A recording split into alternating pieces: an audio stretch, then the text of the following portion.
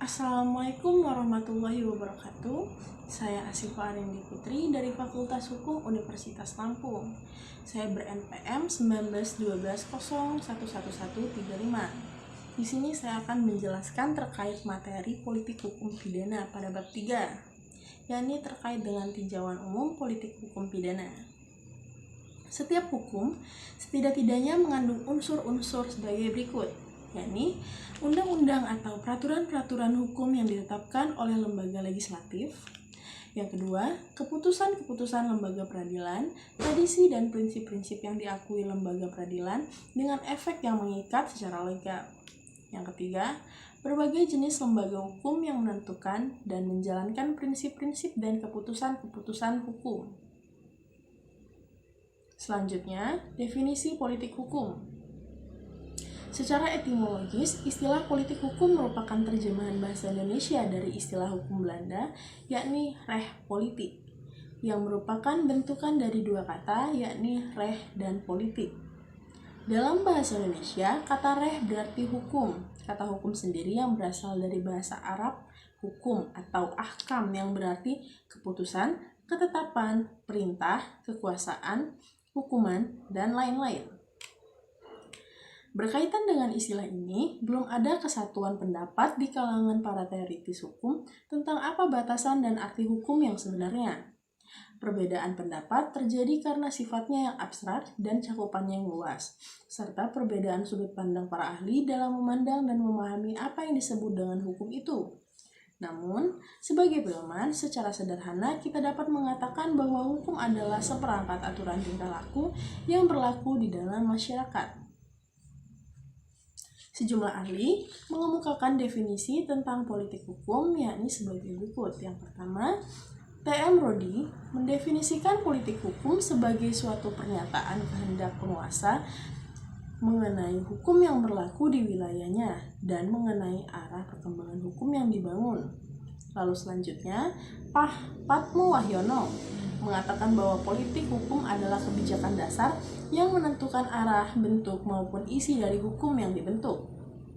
Selanjutnya, Patma Wahyono mengemukakan bahwa politik hukum adalah kebijakan penyelenggara negara tentang apa yang dijadikan kriteria untuk menghukumkan sesuatu yang di dalamnya mencakup pembentukan, penerapan, dan penegakan hukum.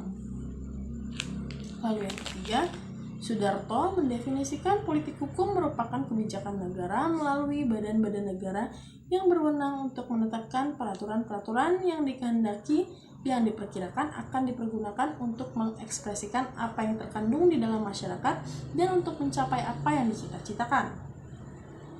Lalu selanjutnya, Sajib Toraharjo mendefinisikan politik hukum sebagai aktivitas memilih dan cara yang hendak dipakai untuk mencapai tujuan sosial dan hukum tertentu dalam masyarakat.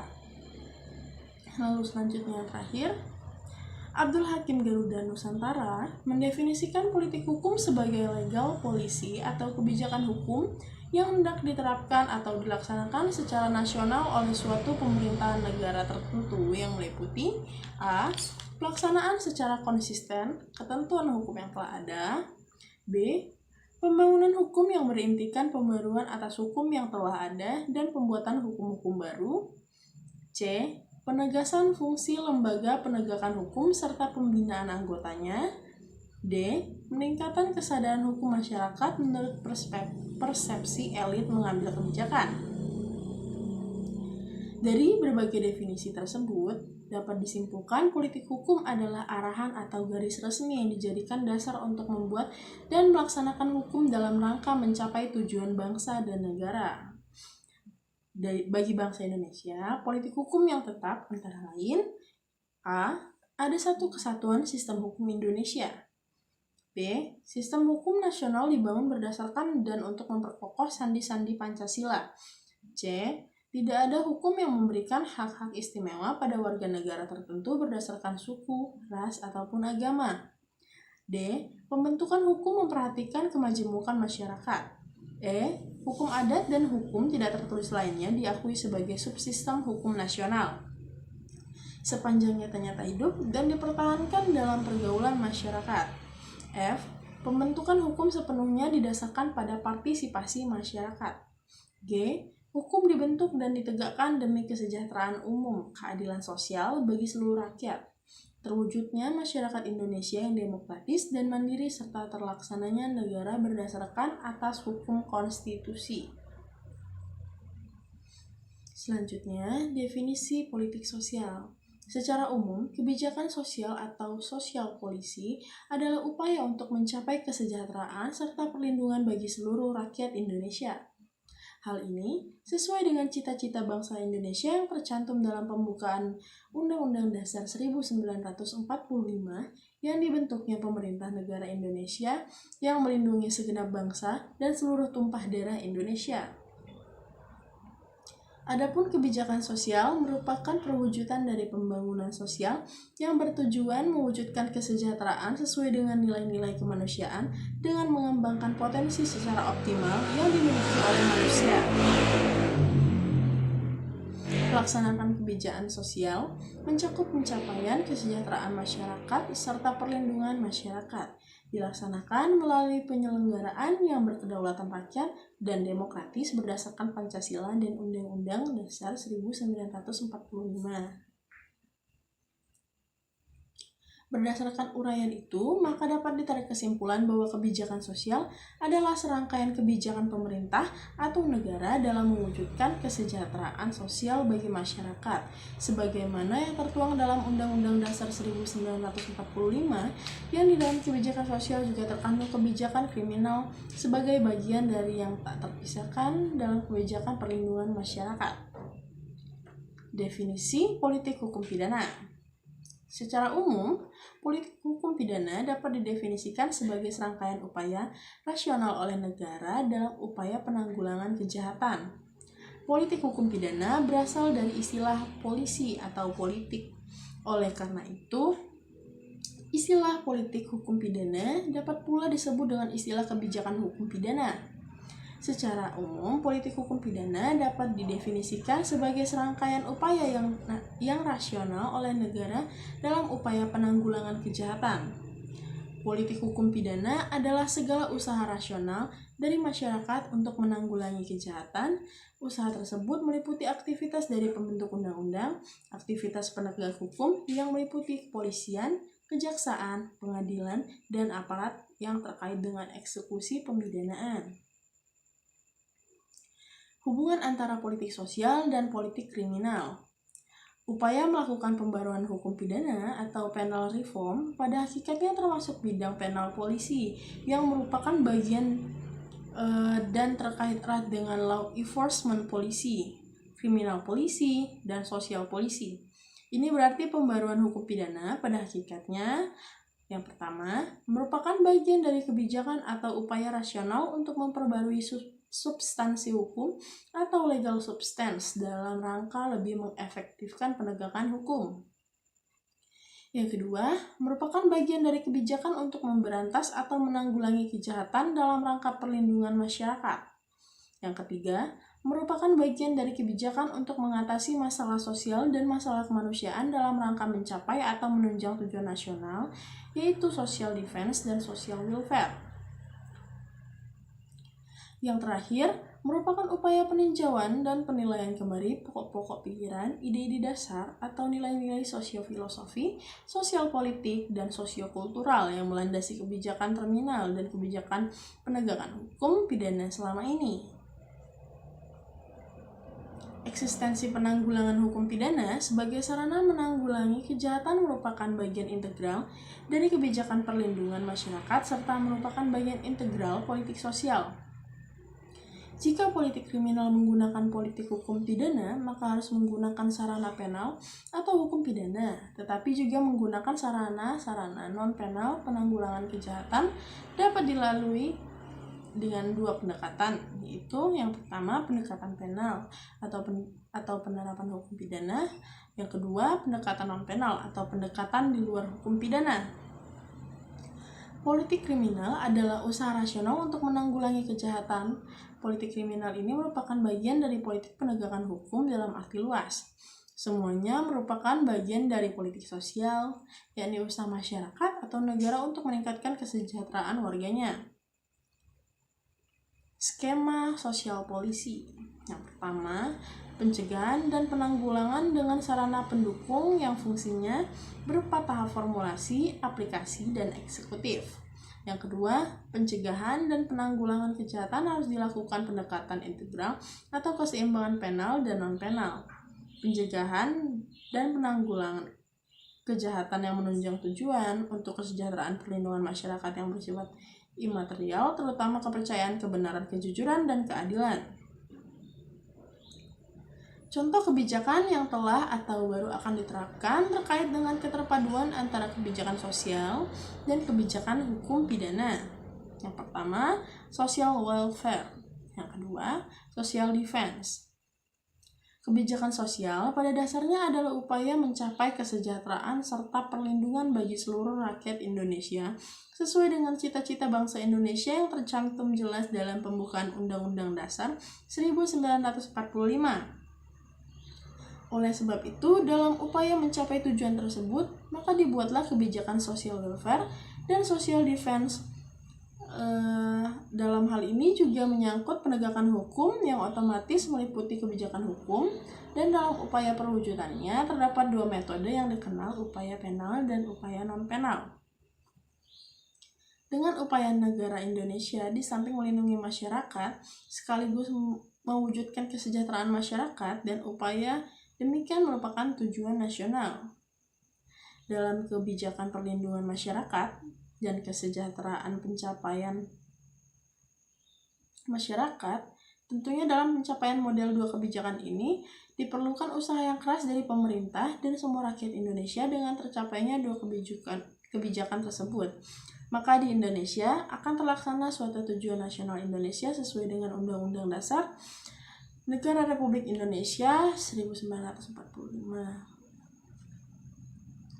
Dalam kebijakan perlindungan, kita ketahui agar kebijakan sosial maka dibutuhkan suatu perlindungan, baik itu perlindungan dalam negeri dan di luar negeri. Dalam negeri misalnya melindungi masyarakat dari bahaya kriminalitas, dan di luar negeri adalah tentang kejahatan internasional. Dan dalam hal ini, maka dalam pencapaian social defense maka perlu adanya kebijakan hukum pidana. Dilihat dari arti luas, kebijakan hukum pidana mencakup ruang lingkup, kebijakan di bidang hukum pidana material, di bidang hukum pidana formil, dan di bidang hukum pelaksanaan pidana. Selanjutnya, fungsi hukum pidana. Fungsi hukum pidana dapat dibedakan menjadi dua, yakni fungsi umum dan yang kedua fungsi khusus. Fungsi umum hukum pidana adalah mengatur kehidupan masyarakat atau menyelenggarakan tata tertib dalam masyarakat. Lalu fungsi khususnya yaitu melindungi hukum terhadap benda yang memperkosanya dengan sanksi berupa pidana yang sifatnya lebih kejam dibanding dengan hukuman lainnya. Dengan adanya kebijakan pidana tersebut, diharapkan masyarakat akan merasa terlindungi dan para pelaku kejahatan maka akan rasa jera dan akan merasakan tidak akan mengulangi kembali perilaku kejahatan tersebut. Pernyataan ini sesuai dengan tujuan pidana, yakni teori relatif. Dengan berjalannya kebijakan perlindungan atau social defense ini akan tercipta suatu kenyamanan dalam kehidupan masyarakat dan kemudian menuju ke suatu tujuan, yakni kesejahteraan. Kesejahteraan sosial dalam arti yang sangat luas mencakup berbagai tindakan yang dilakukan manusia untuk mencapai tingkat kehidupan masyarakat yang lebih baik. Kesejahteraan sosial merupakan sebuah lapangan kerja atau kegiatan dan usaha kebijakan secara langsung untuk memecahkan masalah sosial. Kesejahteraan sosial termasuk di dalamnya adalah peraturan perundang-undangan, program, manfaat, dan layanan yang menjamin atau memperkuat pelayanan untuk memenuhi kebutuhan sosial yang mendasar dari masyarakat serta menjaga ketentraman dalam masyarakat. Kebijakan untuk melakukan pencegahan dan penanggulangan kejahatan termasuk bidang kebijakan kriminal. Kebijakan kriminal ini pun tidak terlepas dari kebijakan yang lebih luas, yaitu kebijakan sosial yang terdiri dari kebijakan kesejahteraan dan kebijakan untuk perlindungan masyarakat.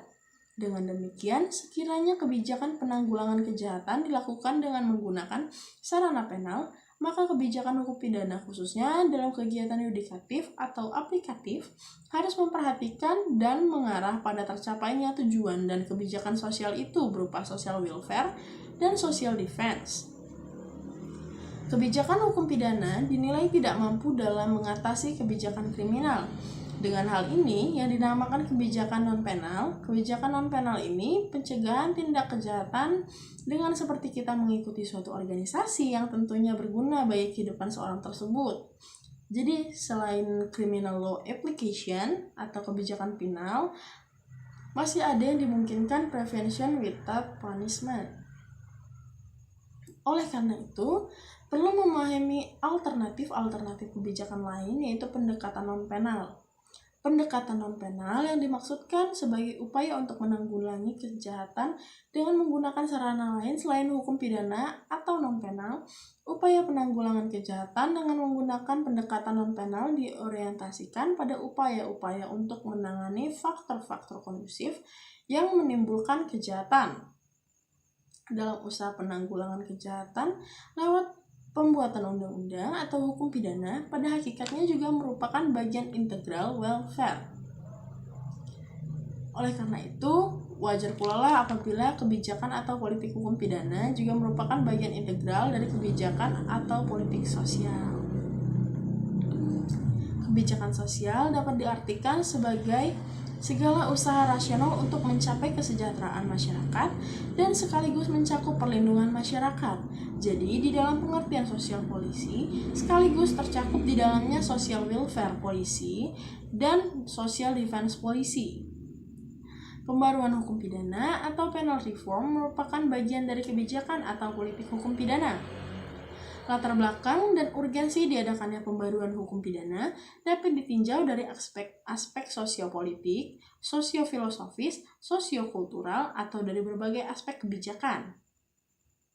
Ini berarti makna dan hakikat pembaruan hukum pidana ini juga berkaitan erat dengan berbagai aspek itu.